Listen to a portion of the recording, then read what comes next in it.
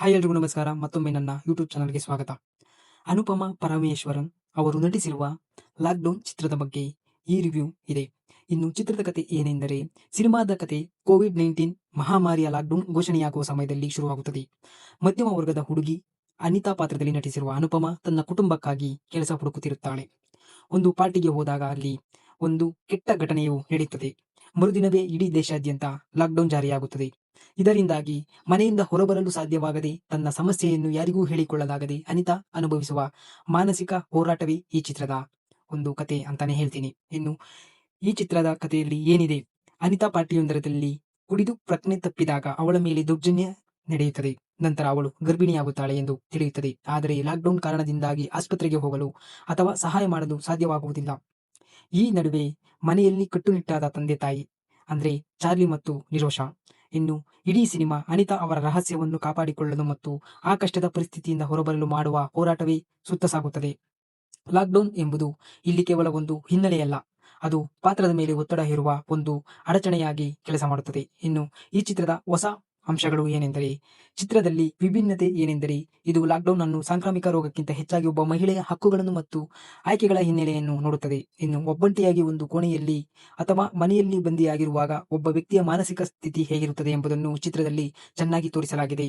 ಇನ್ನು ಸಮಾಜದ ಭಯಕ್ಕಿಂತ ಹೆಚ್ಚಾಗಿ ಪೋಷಕರು ಮತ್ತು ಮಕ್ಕಳ ನಡುವಿನ ಸಂವಹನ ಎಷ್ಟು ಮುಖ್ಯ ಎಂದು ಈ ಚಿತ್ರದಲ್ಲಿ ಒತ್ತಿ ಹೇಳುತ್ತದೆ.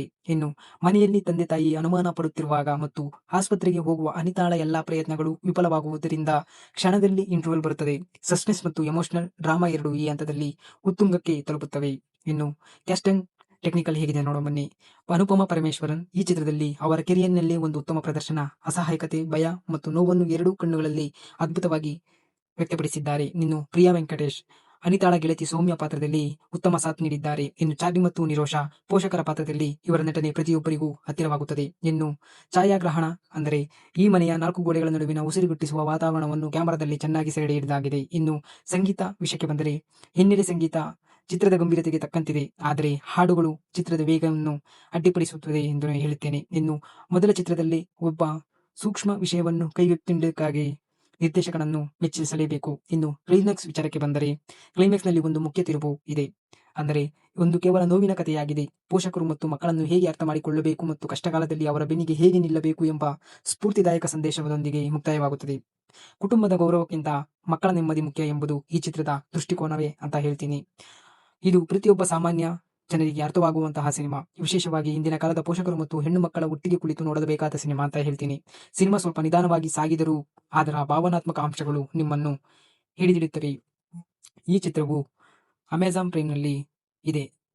ಈ ವಿಡಿಯೋ ಇಷ್ಟ ಆದರೆ ಲೈಕ್ ಮಾಡಿ, ಶೇರ್ ಮಾಡಿ ಮತ್ತು ಸಬ್ಸ್ಕ್ರೈಬ್ ಆಗೋದು ಮರೆಯಬೇಡಿ.